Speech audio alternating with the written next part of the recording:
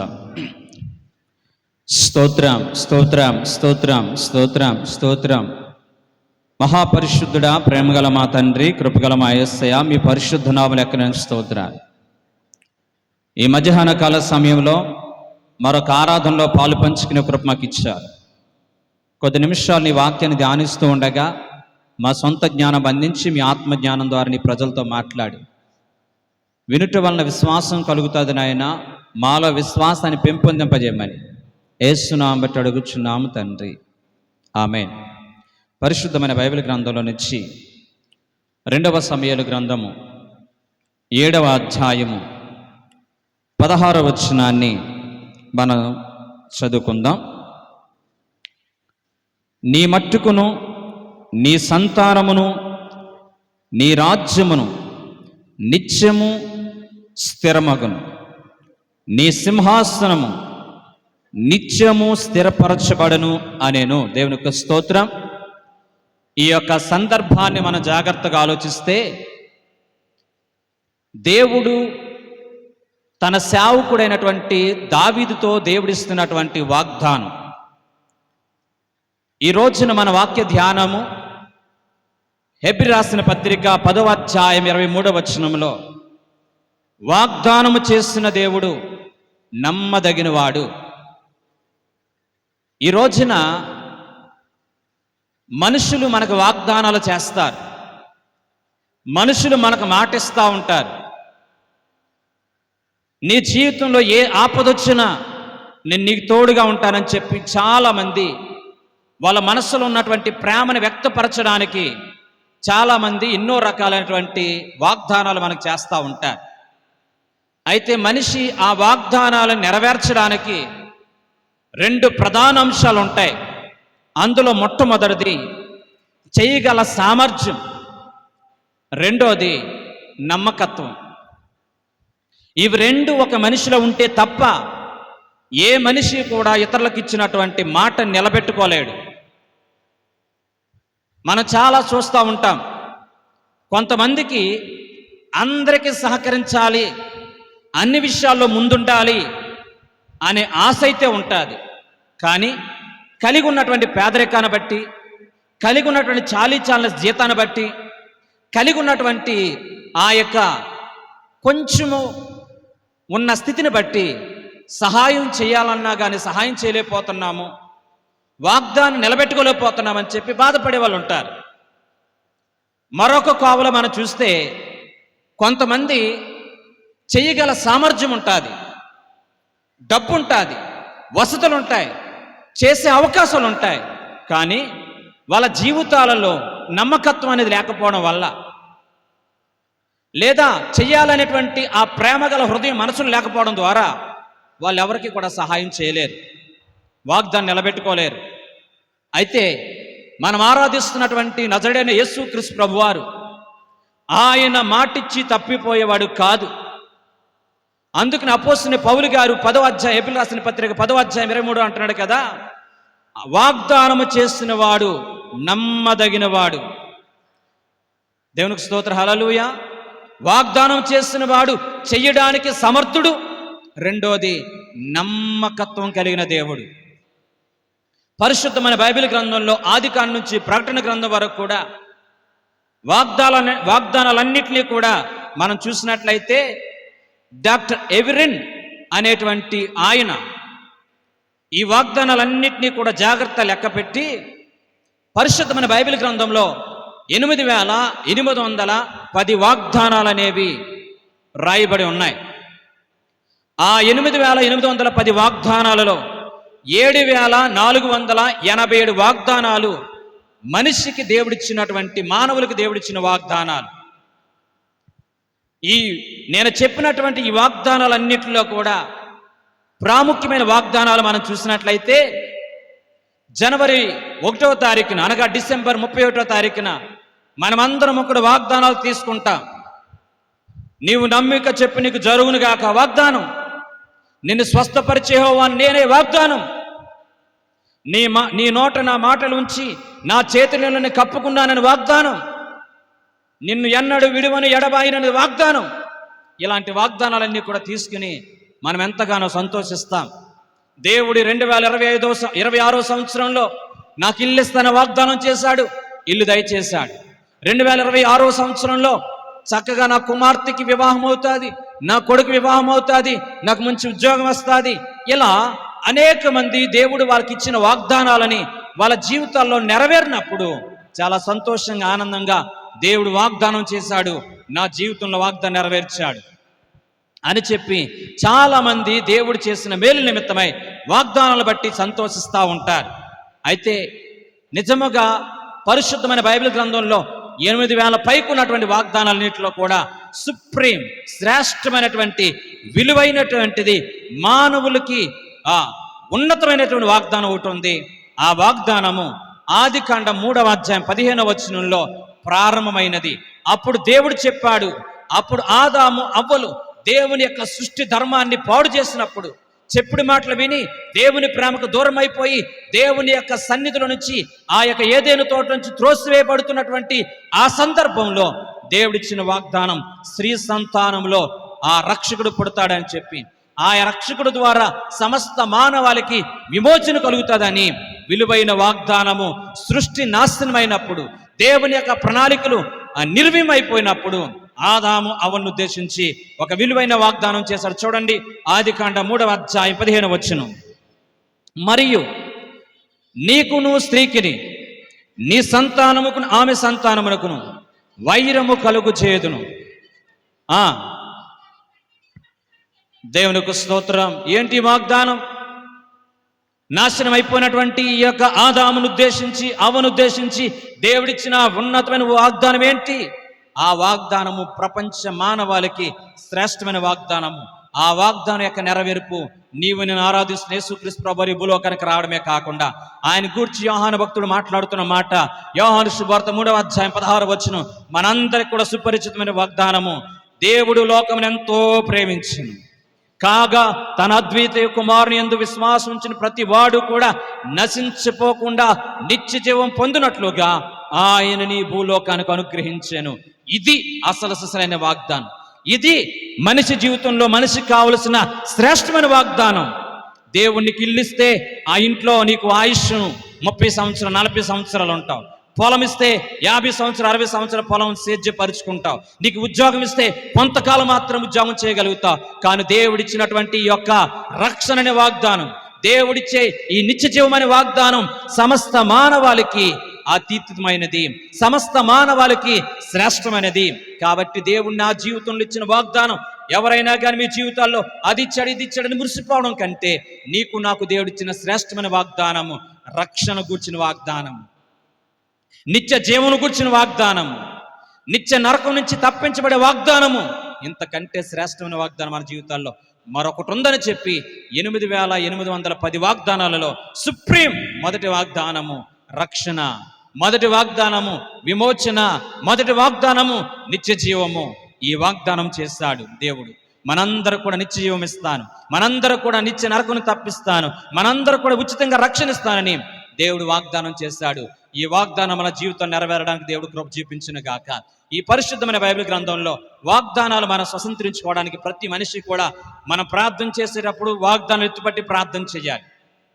ఏ ప్రార్థన చేసినా కానీ ఆ ప్రార్థనకి వాగ్దానాలు అనేవి మనమందరము కూడా ధూపంలాగేసి ఆయన్ని వాగ్దానాలు పెట్టి ప్రార్థన చేయాలి. ఎందుకనంటే మనిషి జీవితంలో మనుగడ కొనసాగాలంటే వాగ్దానాలు చాలా ప్రాముఖ్యం. మీ అందరికి తెలుసు కదండి, వాగ్దానం అంటే మన ఆత్మ కంటే ఒక లంగరం అంటేదంటే, అంటే ఒక వాడ ప్రయాణం చేస్తున్నప్పుడు ఆ వాడ ప్రయాణంలో భయంకరమైన తుఫాన్లు ఎదురైనప్పుడు ఆ వాడ అటు ఇటు కొట్టుకుపోయి ఆ అలల చేత ఆ తుఫాను చేత ముక్కలైపోకుండా ఉండడానికి ప్రధానంగా ఆధారంగా ఉండేది ఏంటంటే ఆ వాడకున్న లంగర్ ఒక సిలువ ఆకారంలో ఉంటుంది, ఒక కుంకి ఆకారంలో ఉంటుంది. ఆ యొక్క వాడ కనుక ఆ లంగర్ వేస్తే ఎంత తుఫాను వచ్చినా కానీ ఆ వాడ అటు ఇటు కొట్టుకుపోకుండా అలా నిలబడగలుగుతారు.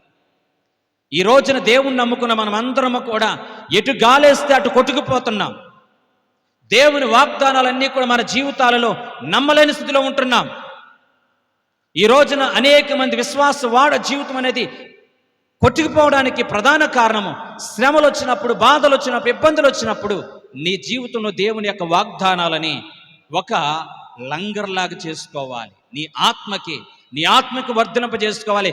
అందరూ నిన్ను విడిచిపెట్టి వెళ్ళిపోయారా, నేను నిన్ను విడువను, ఎడబాయినను వాగ్దానం పట్టుకుని ప్రార్థన చేయి. నీ కన్నీరు తొడబడతాయి. నీవు భయంలో ఉన్నావు, అప్పులు, అనారోగ్యం, కుటుంబ సమస్యల భయం, భయపడక నేను నీకు తోడుగా ఉంటాను, దిగులు పడక నేను బలపరుస్తాను, నీకు సహాయం చేయమని నేనని చెప్పావు కదా నాయన, నాకు సహాయం చేయి. చూడు నా చేతిలో చెక్కున్నానన్నావు, నిన్ను స్వస్థపరిచే యెహోవా నేనన్నా, నా రోగం నుంచి నన్ను విడిపించని ఈ వాగ్దానాలు ఎత్తిపట్టి ప్రార్థన చేయలే తప్ప నీ జీవితం నీ వాగ్దానాలు కనుక మర్చిపోతే విశ్వాస జీవితం అనేది పతనమైపోద్ది. జాగ్రత్త. మనిషి జీవితంలో దేవుడు వాగ్దానాలు నెరవేర్చాలంటే రెండు రకాలుగా ఆయన తన ధైర్య శైలిలో వాగ్దానాలని నెరవేరుస్తాడు. మొట్టమొదటి చూస్తే కండిషనల్ ప్రామిసెస్, అంటే షరతులతో కూడినటువంటి వాగ్దానం. దేవుడు మనకేదైనా వాగ్దానం చేశారంటే ఆ వాగ్దానం నెరవేరడానికి కొన్ని షరతులు పెడతాడు. ద బెస్ట్ ఎగ్జాంపుల్ భక్తుడైనటువంటి అబ్రహాముని దేవుడు పిలిచి, అబ్రహామా, నీ తండ్రిని, నీ తల్లిని, నీ స్వజనులను, నీ దేశమును విడిచిపెట్టి నేను చూపించే దేశానికి రా అని పిలిచాడు. ఇది కండిషన్. లేదు ప్రభా, నేను ఎక్కడే ఉంటాను, ఆశీర్వదించంటే దేవుడు వాగ్దానం నెరవేర్చేవాడు కాదు. ఆ మాటను నమ్మినటువంటి ఈ యొక్క అబ్రహాము తన యొక్క గ్రామాన్ని, తన యొక్క స్వజనులను అందరూ విడిచిపెట్టి దేవుడు చూపించిన ప్రాంతానికి విశ్వాసంతో వెళ్ళాడు. ఆ విశ్వాసంతో వెళ్ళినటువంటి యొక్క అబ్రహాము జీవితంలో దేవుడు ల్యాండ్ ఇచ్చాడు, దేవుడు భూమి ఇచ్చాడు, దేవుడు కానాను దేశాన్ని నీకు నీ సంతానికి స్వాస్థ్యంగిస్తానని చెప్పాడు. వాగ్దానం చేసిన దేవుడు నమ్మదగిన వాడు. దేవుడు కానాను దేశాన్ని అబ్రహాముకి స్వాస్థ్యంగిచ్చాడు. రెండవదిగా, అప్పటికి అబ్రహాముకి ఇంకా పిల్లలు పుట్టలేదు, చాలా వయసు అయిపోయింది, వృద్ధుడైపోయాడు. పిల్లలు పుట్టడానికి అవకాశం ఉన్నటువంటి ఆ స్థితిలో దేవుడు అబ్రహాముని పిలిచి, అబ్రహామా, ఆకాశ నక్షత్రాలు చూడు, ఇసుక రేణువులు చూడు, ఎంతగా నీ యొక్క సంతానాన్ని ఆశీర్వదిస్తాను. ఆ మాటను నమ్మాడు, తన జీవితంలో వాగ్దానాన్ని పొందుకోగలిగాడు. మూడవదిగా, నీ ద్వారా సమస్త జనులందరూ కూడా ఆశీర్వదించబడతారు. అబ్రహాము చచ్చిపోయి కొన్ని వేల సంవత్సరాలైంది, ఇప్పటికీ కూడా అందరి నోట అబ్రహామును గురించి పదే పదే మనం మాట్లాడుకోగలుగుతున్నామంటే దేవుడు మన జీవితాలలో అబ్రహాముని ఎంత ఉన్నతమైన రీతిలో ఆశీర్వదించాడో ఒకసారి ఆలోచించండి.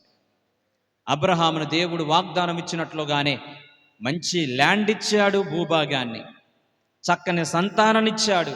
మూడవదిగా, అతని పేరు ప్రఖ్యాతలు ప్రపంచ నలుమూల ప్రాంతాలకు విస్తరించేటట్లుగా అబ్రహాముకి దేవుడిచ్చిన వాగ్దానం నెరవేరడానికి దేవుడు ఒక కండిషన్ పెట్టాడు. ఆ కండిషన్లో అబ్రహాము పాస్ అయ్యాడు. కాబట్టి మన జీవితాల్లో షరతులు పెడతాడు. ఎందుకంటే నీవు నా మాట వినునయ్యాడు అలా అంటాడు.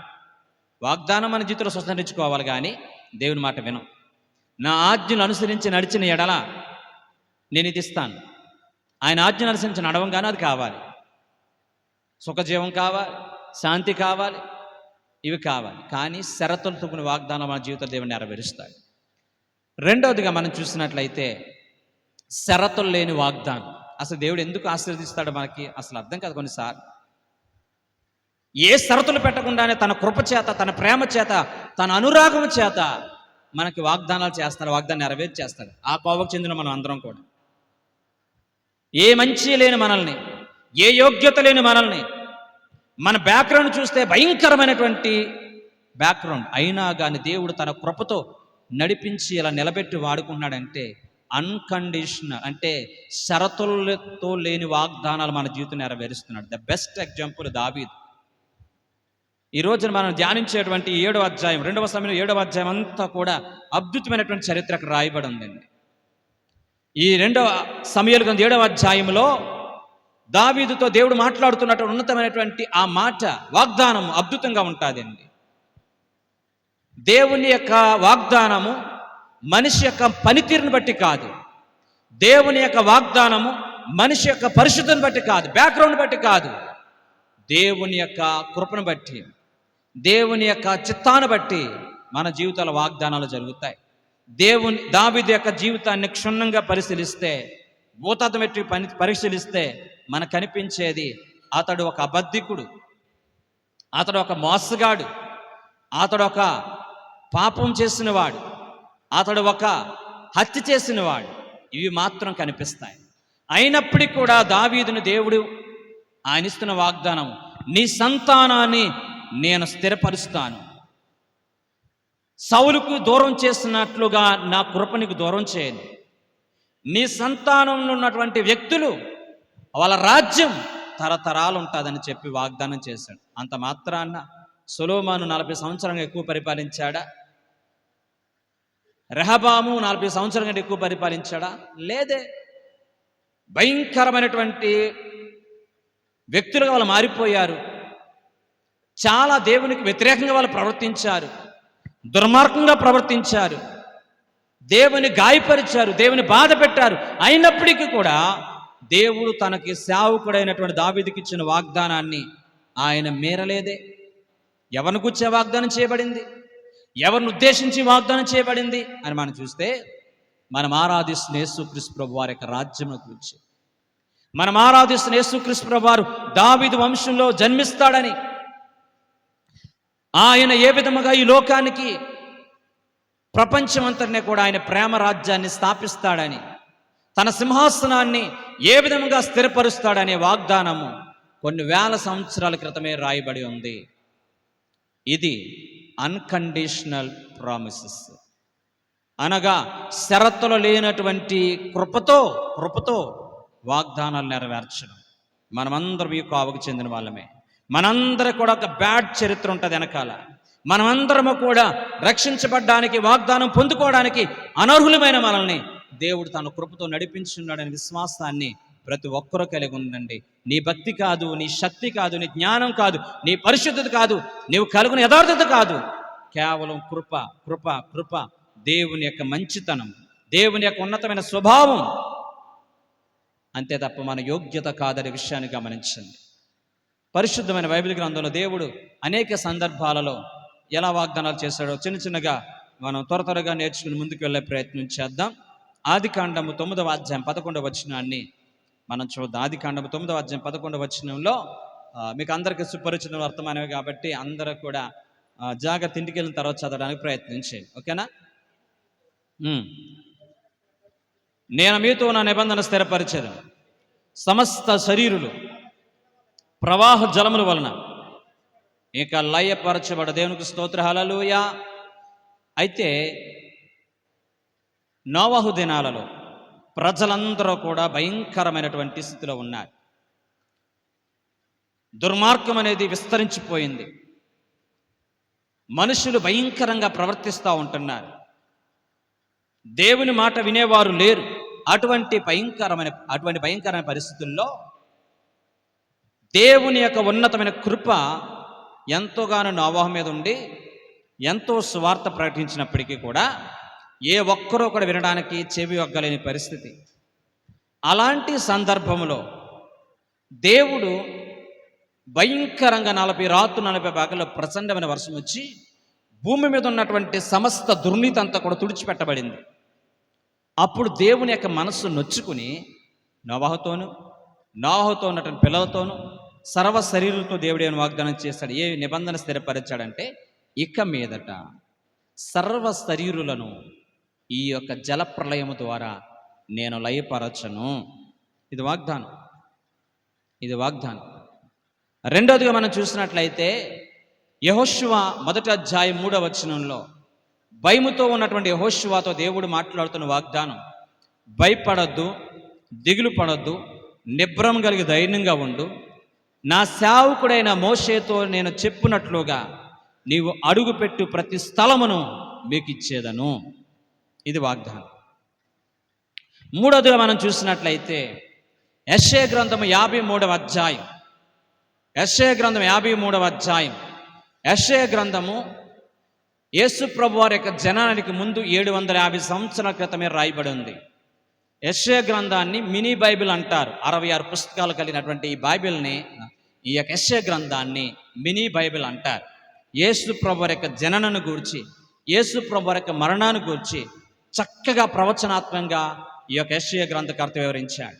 ఈ 53వ అధ్యాయములో యేసు ప్రభువారు ఏ విధంగా గాయపరచబడతారు, ఏ విధంగా తృణీకరించబడతారు, ఏ విధంగా అసహించుకోబడతారు, ఏ విధముగా ఆయన సిలువకు వేలాడదీయబడతారు, ఈ అన్ని విషయాలు కూడా ఈ యొక్క యెషయా గ్రంథకర్త ద్వారా దేవుడు ముందుగానే వాగ్దానాలన్నింటినీ కూడా ముందుగా తెలియజేసినట్లుగా మనం చూడగలుగుతున్నాం. ఇంకా మనం చూసినట్లయితే గనక పరిశుద్ధమైన బైబిల్ గ్రంథంలో మోషేతో దేవుడు వాగ్దానం చేశాడు. 430 సంవత్సరాల బానిసత్వంతో ఉన్న ఇశ్రాయేలు ప్రజలందరినీ కూడా విడిపించి వారిని పాలు తేనె ప్రవహించే దేశాన్ని నడిపిస్తానని వాగ్దానం చేశాడు. వాగ్దానం చేసిన దేవుడు నమ్మదగిన దేవుడు. మన జీవితాలలో కొన్ని పర్యాయాలు పరిస్థితిని బట్టి, స్థితిగతులు బట్టి, ఎదుటి వ్యక్తిని బట్టి మన యొక్క మాట తీరు, మన వాగ్దానాలు మారిపోతూ ఉంటాయి. కానీ దేవుని యొక్క మాట ఆయన మార్పు లేనివాడు. అందుకనే సంఖ్యాకాండంలో ఆయన అంటాడు కదండి, సంఖ్యాకాండంలో నేను మాట ఇచ్చి తప్పిపోవడానికి నరును కాదు అంటాడండి. ఏమంటాడండి? మాట ఇచ్చి తప్పిపోవడానికి నేను ఏమైనా నరున్నా అంటాడు. ఆయన నరుడు కాదు. వాగ్దానం ఇచ్చి దాన్ని నెరవేర్చడానికి ఆయన సమర్థుడు. దేవునికి స్తోత్రం. హల్లెలూయా, హల్లెలూయా. చరిత్ర మనం చూసినట్లయితే దావీదును దేవుడు అంతగా ఇష్టపడ్డానికి, దావీదును దేవుడు అంతగా నా సేవకుడైన దావీదు యొక్క సింహాసనాన్ని స్థిరపరుస్తాను, మరి ఎవ్వరి వంశంలో నుంచి కూడా శాశ్వత రాజ్యాన్ని పరిపాలించే యేసుక్రీస్తు ప్రభువారిని నేను ఈ భూలోకాన్ని పంపించనని చెప్పి దావీదును దేవుడు అంతగా ప్రేమించడానికి, దావీదులో దేవుడికి నచ్చిన విలువైన విషయాల్ని మనం చాలా విషయాలు ఉంటాయి, కొన్ని విషయాల్ని మనం నేర్చుకుందాం. ఓకేనా? అది 1501 సంవత్సరం నుంచి 1504 సంవత్సరం వరకు కూడా మైకేల్ లాంజెల్ అనేటువంటి ఒక ఆయన, ఒక చిత్రకారుడు, పాలరాతితో దావీదు యొక్క ప్రతిమని, దావీదు యొక్క ఒక రూపాన్ని ఈ పాలరాతి మీద చక్కగా చెక్కాడండి.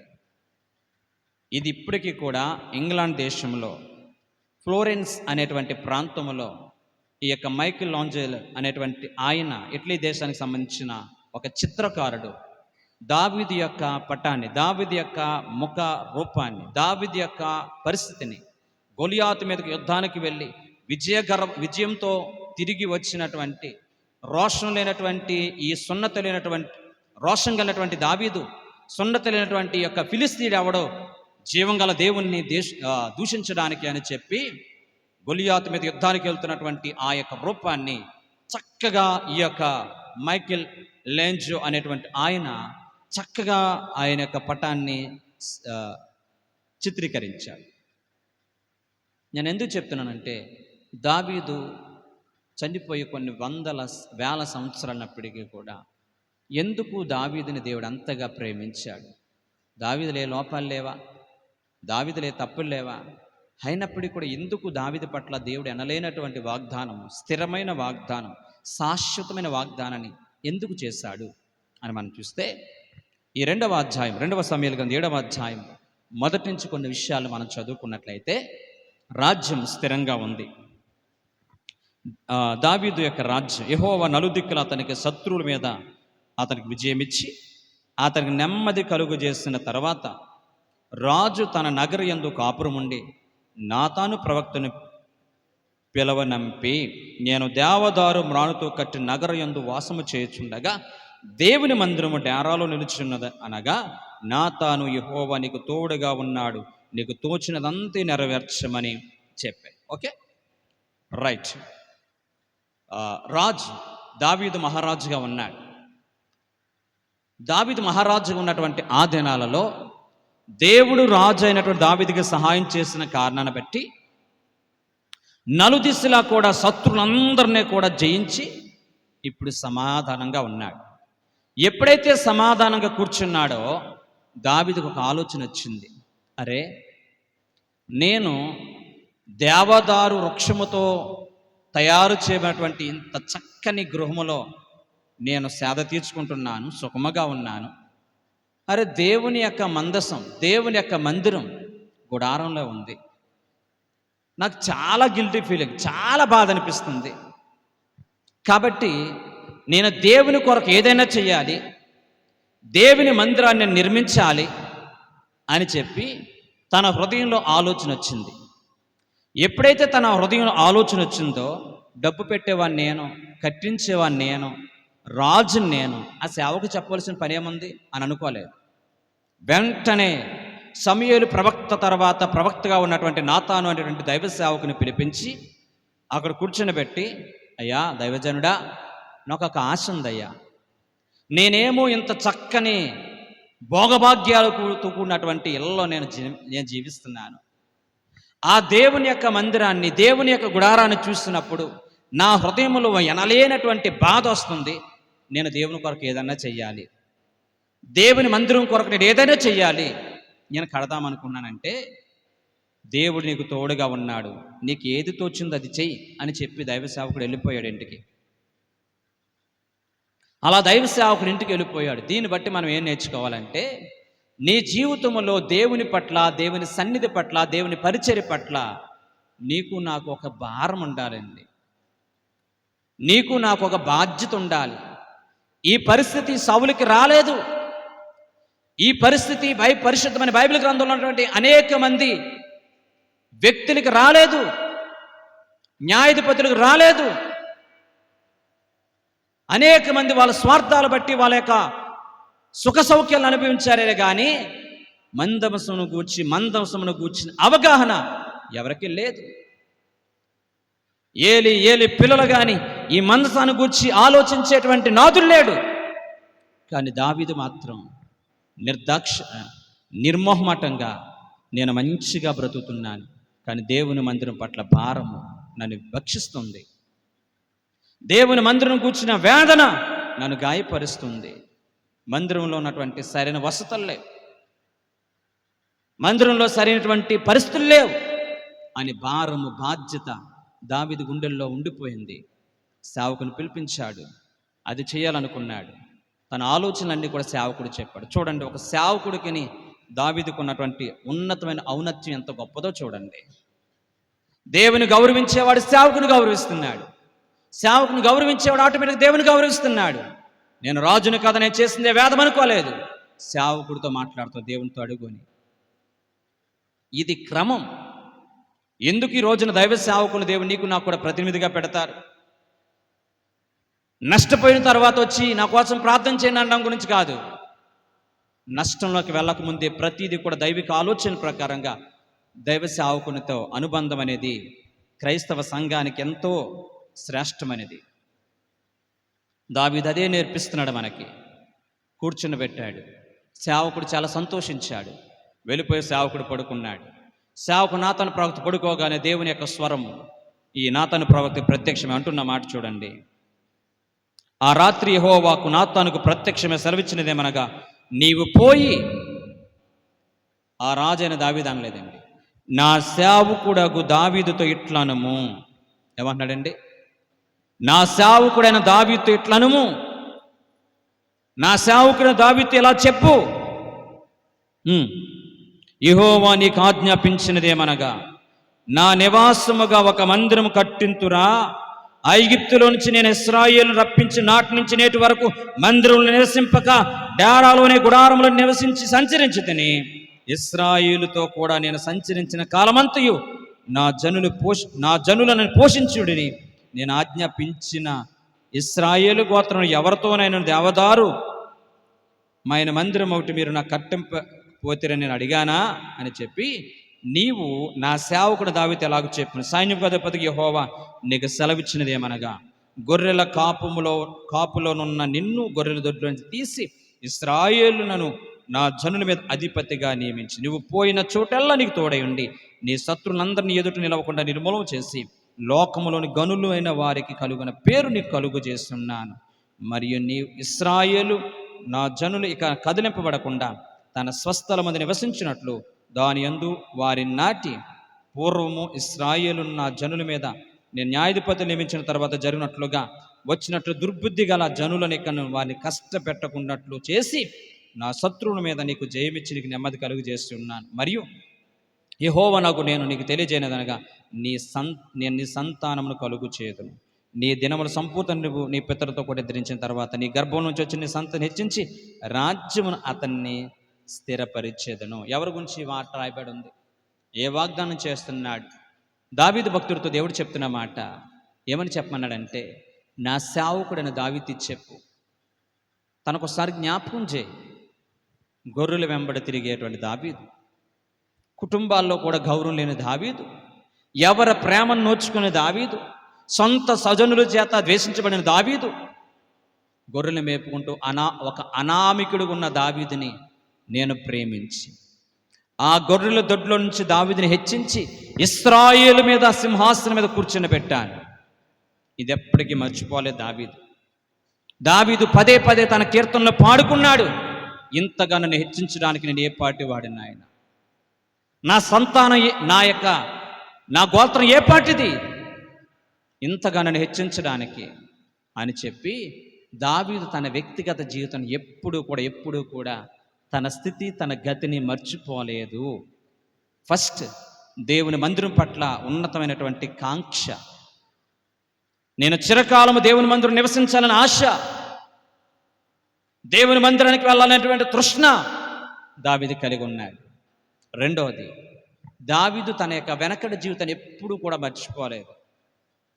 దేవుడు మరొకసారి జ్ఞాపకం చేస్తున్నాడు, గొర్రెల దొడ్లోంచి నేను తీసి నేను ఇశ్రాయేలు సర్వ సమాజం మీద రాజుగా నేను నిలబెట్టి తిని తెలిసిన ఆయన, నాకు తెలుసు నా స్థితి ఏంటో, నా గతి ఏంటో, నా గతం ఏంటో, నా పరిస్థితి ఏంటో నాకు తెలిసిన ఆయన, ఈరోజు నేను అనుభవించే సకల విధాలైన భోగభాగ్యములన్నీ కూడా అచ్చలుపుణ్ణి ప్రభ, అనర్హుని ప్రభ, నీ కృపతో నన్ను జ్ఞాపకం చేసుకున్నా, నీ దయ చెప్పి నన్ను క్షమించావు, నీ దయ చెప్పి నన్ను విడిపించావు అని చెప్పి దావీదు దేవునితో ఉన్నటువంటి అనుబంధాన్ని కాపాడుకుంటా ఉంటుంటే, దావీదుతో దేవుడు అంటున్నమాట, నీ సంతానమును నేను స్థిరపరిచెదను. ఎవరి కోసం ఈ మాట రాయబడి ఉంది? తన సంతానమైనటువంటి సొలొమోను గూర్చా. సొలొమోను అవిశ్వాస అయిపోయాడు, సొలొమోను అవిధేయుడైపోయాడు. సొలొమోను ద్వారా రాజ్యాన్ని స్థిరపరచాలనుకున్నాడా? లేదే. సొలొమోను తర్వాత వచ్చినటువంటి అనేక మంది రాజులు దేవుణ్ణి మనసుని గాయపరిచారు, సేవకుని మనసుని గాయపరిచారు. వాళ్ళని బట్టి దేవుడు మాట్లాడింది కాదు. వారందరూ బలహీనులు, వాళ్ళందరూ దేవునికి అవిధేయులుగా బ్రతికారు.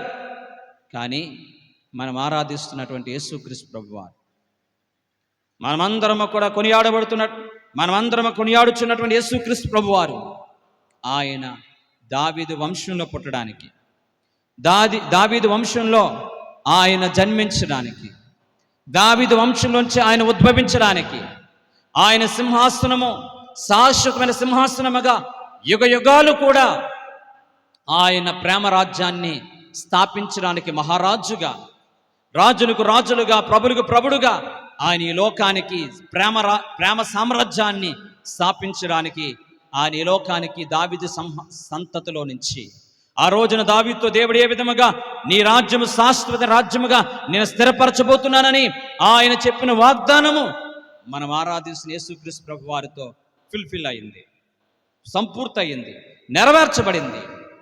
కాబట్టి ఈ వాగ్దానం దావీదు జీవితం నెరవేర్చడానికి దేవుడు కృప చూపించాడు. హల్లెలూయా. రైట్. దేవుడు మన జీవితాలలో ఆయన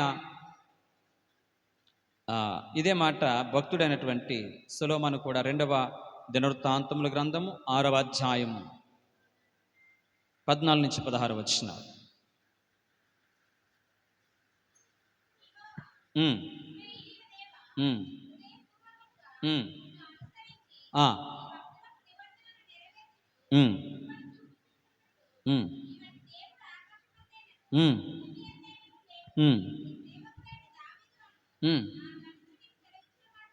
నా తండ్రితో నువ్వు సెలవిచ్చిన మాట నెరవేర్చి ఉన్నావు. నువ్వు వాగ్దానం చేసి దేవునికి స్తోత్రం. హల్లెలూయా. నువ్వు వాగ్దానం చేసి ఆ వాగ్దానాన్ని నెరవేర్చి ఉన్నావు. ఎందుకు దావీదు పట్ల దేవుడు వాగ్దానం నెరవేర్చాడు? ఒక లాజిక్ చెప్తాను, జాగ్రత్తగా వినండి. దావీదు దేవుని కొరకు ఇల్లు కట్టాలనుకున్నాడు, అంతేనండి. దావీదు దేవుని కొరకు ఇల్లు కట్టాలనుకున్నాడు. దేవుడేమో దావీదు కొరకు శాశ్వతమైనటువంటి ఇల్లు కట్టాలి, అంటే దేవుని యొక్క నగరి, దేవుని యొక్క రాజ్య వంశాన్ని నిర్మించాలనుకున్నాడు. ఓకేనా?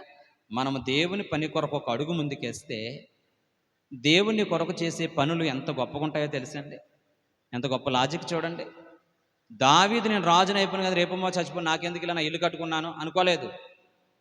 దేవుని రాజ్యం కొరకు, దేవుని యొక్క ఇల్లు కొరకు దావీదు తృష్ణ కలిగి ఉంటే దేవుడేమో దావీదుకు శాశ్వతమైన ఇల్లు, ఇది దేవదారు వృక్షంతో చేయబడిన ఇల్లు కూలిపోద్ది, ఇది కాదు, శాశ్వత ఇల్లు, శాశ్వత రాజ్యాన్ని దావీదుకి ఇవ్వాలని దేవుడు ఆశపడ్డాడు, ఇచ్చాడు. ఇది దేవుని యొక్క మనసు, ఇది దేవుని యొక్క ప్రణాళిక. దేవుడు మన జీవితాల్లో వాగ్దానాలు చేస్తాడు.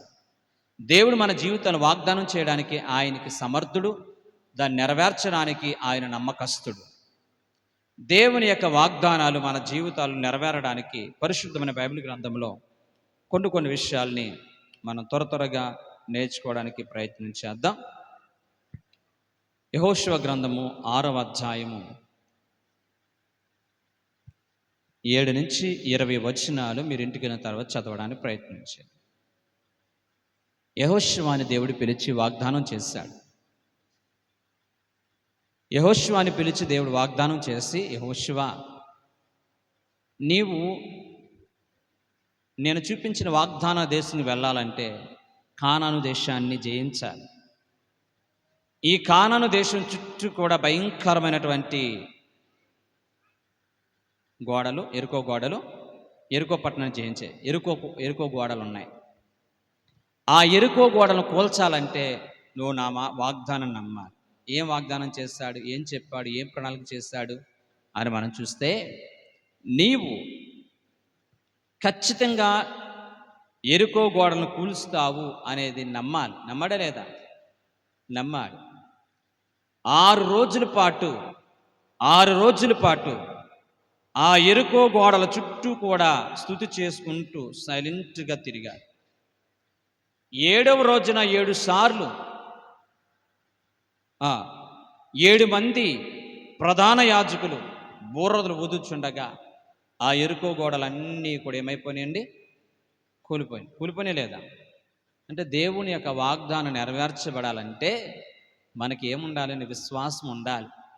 నిజంగా యెహోషువ ఆ ఎరుకో గోడల చుట్టూ 6 రోజులు తిరుగుతున్నప్పుడు, చిన్న బీట కూడా రాకుండా ఉన్నప్పుడు, అల్ప విశ్వాసులందరూ కూడా ఏమనుకుండొచ్చు? అల్ప విశ్వాసులందరూ కూడా ఏ విధంగా యెహోషువని అపార్థం చేసుకోవచ్చు? అల్ప విశ్వాసులందరూ కూడా ఏ విధంగా దేవుణ్ణి గాయపరచుండవచ్చు? మన జీవితాల్లో వాగ్దానం నెరవేరాలంటే దేవుడు చెప్పినట్లుగా మనం చేయాలి, విశ్వసించాలి. నిరీక్షణకు ఆధారం లేనప్పుడు దేవుడు చెప్పింది నమ్మాలి. అప్పుడు మన జీవితాల వాగ్దానం అనేది నెరవేర్చబడతాది. దేవుడు చెప్పినట్లుగా యెహోషువ చేశాడు. దేవుని సంపూర్ణంగా నమ్మాడు. విశ్వసించినటువంటి యెహోషువ ఆ వాగ్దానాన్ని స్వతంత్రించుకున్నట్లుగా మనం చూడగలుగుతున్నాం. రెండవదిగా మనం చూసినట్లయితే గనక, మన జీవితాల్లో ఆయన ఏదైనా చేయడానికి ఆయన సమర్థుడు. ఏంటండి? ఆయన ఏదైనా చేయడానికి ఆయన సమర్థుడు, నమ్మదగినవాడు. ఆయన నమ్మదగినవాడు కాబట్టి మన శక్తి సామర్థ్యాలు చూడడం. మీరు అనుకోవచ్చు, మనమందరము కూడా అనుకోవచ్చు, ఏమని? నేను నా పిల్లలను చదివించగలుగుతానా? అందరి పిల్లల్లాగా నా పిల్లలు కూడా సాఫ్ట్వేర్ ఇంజనీర్లు, మంచి డాక్టర్లు, మంచి ఇంజనీర్లు అవుతారా? నేనేంటి, నా జీవితం ఏంటని చెప్పి ఒకవేళ నువ్వు అనుకుంటే, దేవుని వాగ్దానం పెట్టి, దేవా నువ్వు అడిగిన దానికంటే, ఊహించిన దానికంటే అత్యధికమైన మేలు చేయగల దేవుడు, నా పిల్లల జీవితాల్లో మీరు సహాయం చేయి. నిరీక్షణకు ఆధారం లేకుండా నీ వాగ్దానం పెట్టిన మా పిల్లల్ని కొరకు ప్రార్థన చేస్తున్నానని నువ్వు ప్రార్థన చేయి. దేవుడు వాగ్దానం చేసినట్లుగా మీ పిల్లల్ని మీరు ఊహించిన దానికంటే ఉన్నతమైన స్థితిలో పెట్టడానికి ఆయన సమర్థుడు. దేవునికి స్తోత్రం, హల్లెలూయా. నా జీవితంలో ఇంతకుముందు ఇలాంటి బిజినెస్, ఇలాంటి వ్యాపారం చేసే సందర్భాలు లేవు అని చెప్పి దేవుని వాగ్దానం నమ్మి, నీ చేతి పని దేవుడు ఆశీర్వదిస్తాడని చెప్పి ఆయన మీద సంపూర్ణమైన విశ్వాసముతో నువ్వు ప్రారంభించు. అత్యధికమైనటువంటి ఆశీర్వాదాన్ని నువ్వు చూడగలుగుతావు. అంతేకాకుండా నీ జీవితంలో, నీ బ్రతుకులో నా ఇంట్లో ఎవ్వడో కూడా పాస్టర్ గారు లేరు, నా కుటుంబం యాజ కుటుంబము కాదు, కనీసం నా తల్లిదండ్రులకి ప్రార్థన చేయడం కూడా రాదు, నాలంటున్న దేవుడు సేవకుడు నిలబెట్టేది, నాలంటున్న దేవుడు తన పరిచయలో వాడుకునేది అని నువ్వు అనుకోకుండా, దేవా అందరిని వాడుకున్నట్లుగా నీ కృప చెప్పు నన్ను వాడుకోవా, నా టాలెంట్ని బట్టి కాదు, నా జ్ఞానం బట్టి కాదు, నా తెలివితేటలను బట్టి కాదు, నా పరిశుద్ధిని బట్టి కాదు, నీ కృపతో నన్ను వాడుకోవని ప్రార్థన చేయండి. అత్యధికంగా ప్రభు వాడుకోవడానికి ఆయన సమర్థుడు. దేవుని స్తోత్రం, హల్లెలూయా. ఒక సేవకుడిగా, ఒక మిషనరీగా, ఒక దేవుని పరిచారకుడిగా నీకు పని చేయాలనే ఆశ నీ వాగ్దానం పెట్టి ప్రార్థన చేయి. దేవుడు ఖచ్చితంగా నీ జీవితంలో, మన జీవితంలో ఉన్నతమైన కార్యాలు జరిగించి ఏదైనా చేయగలడు. ఆయన ఏదైనా చేయడానికి సమర్థుడు అనేటువంటి సాక్ష్యాన్ని మనం అందరము కూడా లోకానికి పంచేవారు ఉండడానికి దేవుడు కృప చూపించును గాక. ఆమేన్, హల్లెలూయా. దేవుని వాగ్దానం మన జీవితంలో చేసేటువంటి ఆ ఆశీర్వాదాలు, ఒక 4-5 ఆశీర్వాదాలు, 10 ఆశీర్వాదాలు చెప్తాను. జాగ్రత్తగా రెఫరెన్స్లు రాసుకోండి, వినండి. ఓకే, ఫస్ట్ది, దేవుని వాగ్దానము మనల్ని బలపరుస్తుంది. మనం బలహీనమైపోయినప్పుడు ఎఫెసీ రాసిన పత్రిక 3వ అధ్యాయం 14-16 వరకు, నన్ను బలపరచుము అని అంతే నేను సమస్తము చేయగలను అంటే దేవుని వాగ్దానం మనం ఏం చేస్తుంది? బలపరుస్తుంది. ఏం చేస్తుంది అండి? బలపరుస్తుంది. రెండోది, మత్తయి సువార్త 11వ అధ్యాయం 28-30 వచనాల వరకు కూడా దేవుని వాగ్దానము మన జీవితాల్లో నీకు నాకు కూడా విశ్రాంతినిస్తుంది. ప్రయాసపడి భారం మోస్తున్న సమస్త జనులారా, నా యొద్దకు రండి, నేను మీకు విశ్రాంతి కలుగు చేస్తాను. దేవుని వాగ్దానం అనేది మన జీవితాలలో అలసిపోయి, సొమ్మసిలిపోయి, విసుగు వేసారిపోయి, బ్రతుకు మీద విరక్తి కలిగిన నీ బ్రతుకు, నా బ్రతుకు దేవుని వాగ్దానం అనేది విశ్రాంతిని కలుగు చేస్తుంది. ఫిలిప్పీయులకు రాసిన పత్రిక 4వ అధ్యాయం 19వ వచనంలో, ఆయన తన మహిమైశ్వర్యంలో ప్రతి అవసరత మనకు తీరుస్తాడు. దేవుడు నీ జీవితంలో వచ్చిన ప్రతి అవసరత తీరుస్తాడని చెప్పి దేవుడు నీకు నాకు కూడా వాగ్దానం చేస్తూ ఉంటున్నాడు. అంతేకాకుండా మత్తయి సువార్త 7వ అధ్యాయం 7వ వచనంలో ఆయన వెంటనే రెస్పాండ్ అయ్యేవాడు. అడుగుడి మీకు ఇవ్వబడును. వాగ్దానమా కాదు? ఏమన్నాడండి? అడుగుడి మీకు ఇవ్వబడును, వాగ్దానం.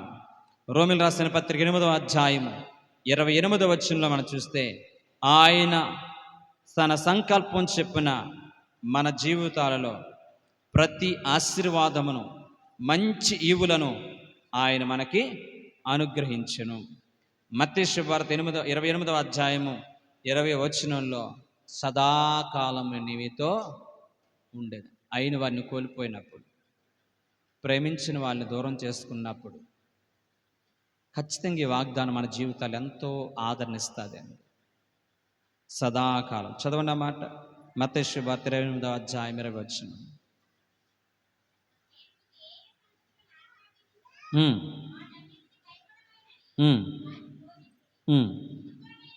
ఇదిగో నేను యుగ సమాప్తి వరకు సదాకాలం మీతో ఉన్నానని. దేవునికి స్తోత్ర, హల్లెలూయా. సదాకాలం, సదాకాలం. మనుషులు దూరం అయిపోయినా, స్నేహితులు దూరం అయిపోయినా, అయిన వారు దూరం అయిపోయినా, సదాకాలం దేవుడు నీతో ఉంటాడని వాగ్దానం చేస్తున్నాడు. ఇంకా డిఫికల్ట్ టైంలో, అంటే క్లిష్ట పరిస్థితుల్లో దేవుడు మనకు తోడుగా ఉంటాడని 91వ కీర్తన 2వ వచనంలో, ఆయనే నాకు ఆశ్రయము, నా కోట, నేను నమ్ముకొన్న నా దేవుడు, నేను యెహోవాను గూర్చి చెప్పుచున్నాను. వేటగారి ఊరిలో నుండి ఆయన నిన్ను విడిపించు, నాశన తెగులు రాకుండా నేను రక్షించును. కష్ట పరిస్థితుల్లో దేవుని వాగ్దానం. అంతేకాకుండా ఆయన మనల్ని క్షమించడానికి ఆయన ఇష్టపడే దేవుడు. యోహాను శుభవార్త 1 యోహాను 1వ అధ్యాయం 19వ వచనం, మన పాపం మనం ఒప్పుకున్న ఎడల ఆయన నమ్మదగిన దేవుడు, సమస్త దుర్నీతి నుంచి మనం విడిపించి పవిత్రులుగా చేస్తాడు. చాలామంది దేవునికి దూరం అయిపోయినప్పుడు, సాతాను ఊరిలో పడిపోయి మనము దేవునికి దూరంగా జీవిస్తున్నప్పుడు, ఆ కృపగల దేవుడు, నన్ను క్షమిస్తాడా దేవుడు, అపవిత్రం నన్ను దేవుడు కనికరిస్తాడని చెప్పి చాలామంది హృదయాన్ని కఠినం చేసుకుని దేవునికి దూరం అయిపోయే పరిస్థితి ఉంది. కానీ దేవుడు అంటున్నాడు కదా, మన పాపం ఒప్పుకునే ఎడల ఆయన నమ్మదగిన దేవుడు అని చెప్తూ ఉన్నాడు. రోమీయులకు రాసిన పత్రిక 8వ అధ్యాయము 38-39 వచనాల వరకు చూసినట్లయితే గనక, ఆయన ప్రేమలో నుంచి మనల్ని ఏది కూడా వేరు చేయదు. శ్రమ అయినను, హింస అయిన, దుఃఖమైన, ఉపద్రవమైనను ఆయన ప్రేమలోంచి ఏది కూడా వేరు చేయలేదు. వాగ్దానం. ఇక చివరికి ఎక్కడ ప్రారంభించాను నేను?